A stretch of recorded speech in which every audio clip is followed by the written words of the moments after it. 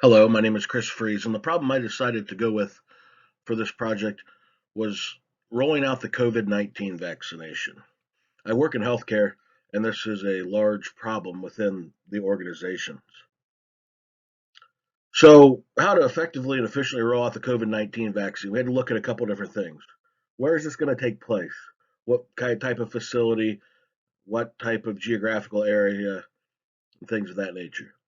Who will give the shot? Who is actually going to be putting the needle in the arm? Then also who will get the vaccine in what order. The patients, what are we going by a geographical area, an age range, an occupation, something of that nature. Also, where will the vaccine come from? Currently, we have two to choose from. Are we going to get them from the state? Are we going to get them from the county? Who are we going to get these vaccines and how will they get to us? And what is the quickest way to get it to the masses? How can we vaccinate the most amount of people the most effectively?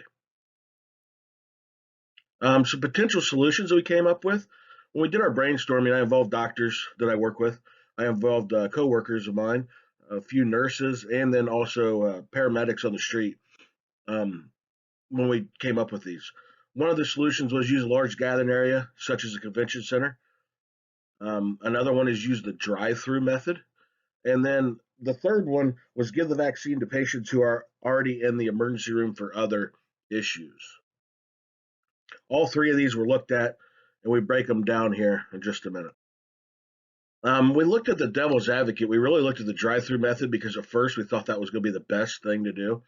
Um, and why? It would allow for multiple people to be vaccinated very easily and efficiently.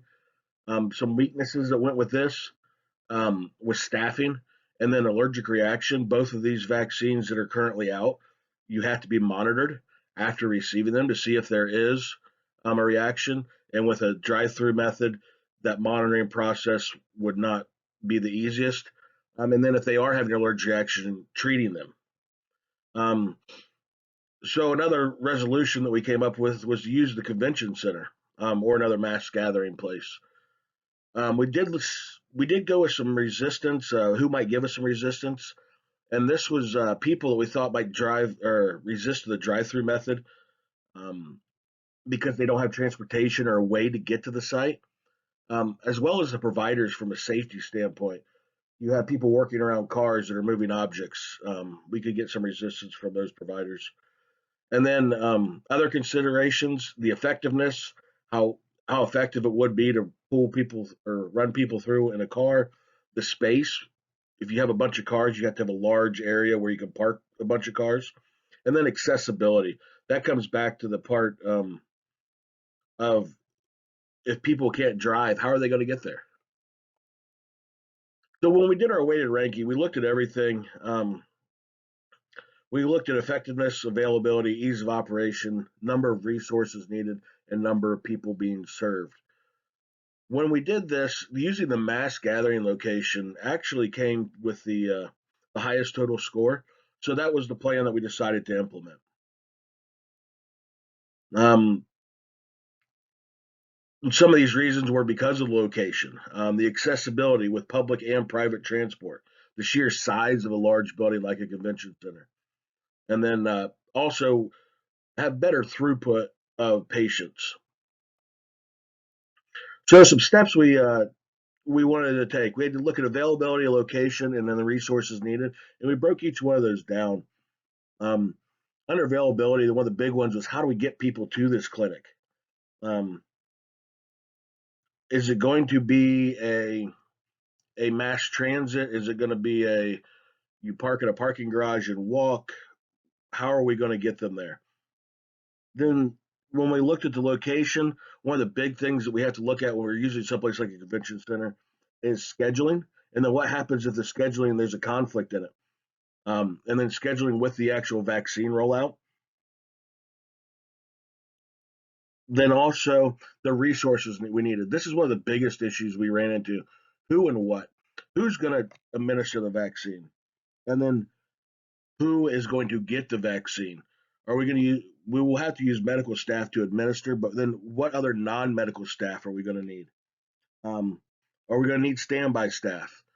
And how would that look? how are we going to get these standby staff folks scheduled or on an on-call basis? And then what? What vaccine are we going to use? What supplies are we going to need? And then what happens when we run out of the vaccine?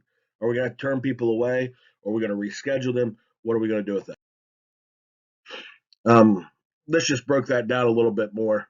Um, for the venue, the location, availability, people to administer, doctors, nurses, and the first responders, scheduling of the facilities, make sure we have enough of the vaccine, and then that final implementation plan. Some other things we looked at: more people to be vaccinated with central location that has public transportation to it. That goes into our effectiveness of this. Um, it allows these people to have access who don't have access to an outlying area. They can use public transportation, city buses, taxis, Ubers, Lyft, whatever they need to get to us. Disposal of waste. You have a drive-through area.